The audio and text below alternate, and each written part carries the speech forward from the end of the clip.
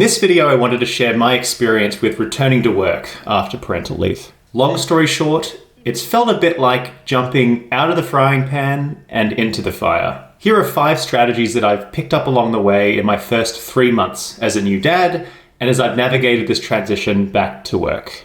Have any of you ever felt spread so thin that you just don't think you can give your best effort to anything? Whether it's work, your personal life, self-care, like everyone that matters is just getting your leftovers. I don't know, that's how it's been for me, and it pretty much sums up my last 4 weeks since returning to work. Tired as hell from sleeping in patches of 3 to 4 hours every night for the last 3 months. Emotionally drained from tending to a crying baby whose very life depends on us. When you subtract out the 10 hours or so a day that I spend behind my work computer, what time and energy is left to practice self-care, to nurture my relationship, to socialize with friends? Very little. It's just simple math. There are only 24 hours in the day, and those hours need to be allocated to way too many things. Frankly, never before have I so appreciated the finiteness of time in a day. And I don't think I've had a single day since getting back to work where I felt like, yeah, that was an optimal use of my time. I'm really proud of every decision that I made. And more than ever, I've had to reckon with the role that work plays in my life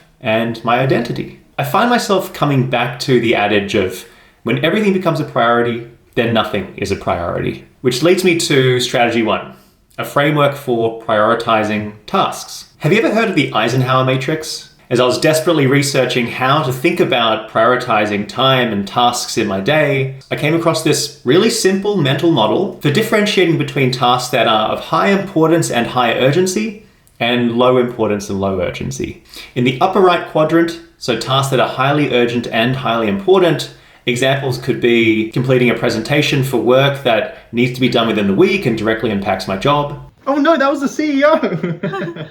And then at home, it's addressing my infant's immediate health needs. Like if he has any issues, being able to take him to the pediatrician's office.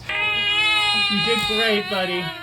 You're so great. I've made the personal choice and commitment that that is priority 1. Then in the important but not that urgent category, these are things that can be scheduled for later on. For example, networking outside my everyday job, typically something that I would do if I didn't have a baby, but just doesn't demand my utmost focus at the moment. And I'd even throw into this category socializing with friends, or being really selective about which friends I see, where and for how long, whether it could just be a phone call or an in-person meetup. And then the third quadrant, urgent but not important. And then the strategy here is to delegate. My wife might be a tad upset that I said this, but household chores, completing tasks like laundry or dishes, washing baby bottles that need immediate attention, but my wife and I can delegate to each other and tag team on. And then in the bottom left quadrant, those tasks that are not urgent and not important, hit delete now. Ideally, this would mean cutting out social media scrolling, binge watching a TV show that takes me away from my family and doesn't really contribute to my personal growth, and planning unnecessary and time-consuming events that are not essential and take me away from more important priorities. Strategy 2, which is kind of a derivation of the first, is time blocking. So one of my broad priorities that I would consider a non-negotiable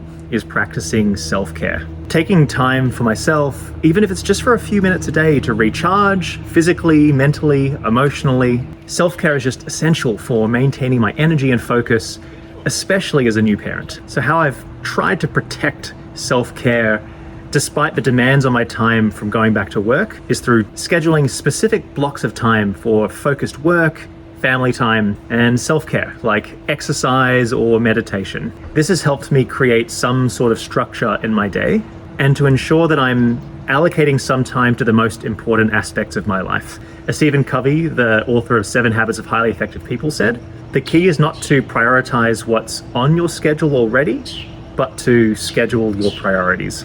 And the third strategy is establishing clear boundaries between work and home life. Have I made it clear when I want to start and finish the day, or how many hours I want to spend on meetings versus actually getting my head down and doing work? And have I effectively communicated my availability to my manager and my coworkers so as to minimize distraction during my quality family time in the evenings? To be honest, I've done a pretty poor job at this since getting back to work. I guess I still care an unhealthy amount about doing a good job and being perceived as working hard in the eyes of my employer, and it's just not sustainable for myself. And so this is something that I continue to work on every day. Which leads me to strategy number 4, which is focusing on progress and not perfection. In my line of work, we talk about this concept of agile, which in a nutshell is chunking up work, staying focused on the most important outcomes, monitoring and iterating. And I think the same goes for my personal life. Reflecting and adjusting, regularly assessing what's working and what's not, being flexible and adjusting my routines, and celebrating the small wins and the progress that I make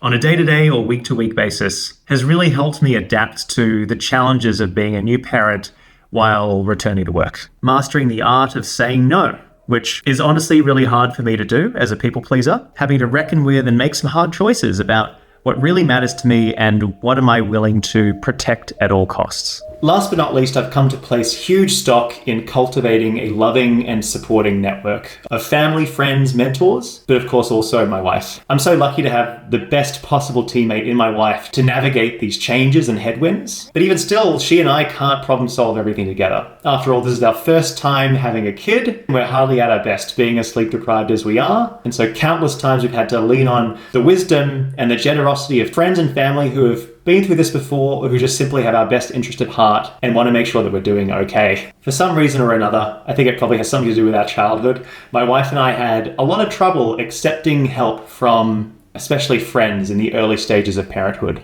But there is such power in the collective village that we have in our life. And when genuine offers to help are extended to us, it would be silly not to take it, to be grateful and to pay it forward. So there you have it. 5 simple strategies that have worked for me as I've navigated returning to work after parental leave. Definitely not rocket science, and no single simple playbook for me to follow. Just common sense, a series of experiments and failures and learnings, and a bit of honest reflection about what really matters to me most.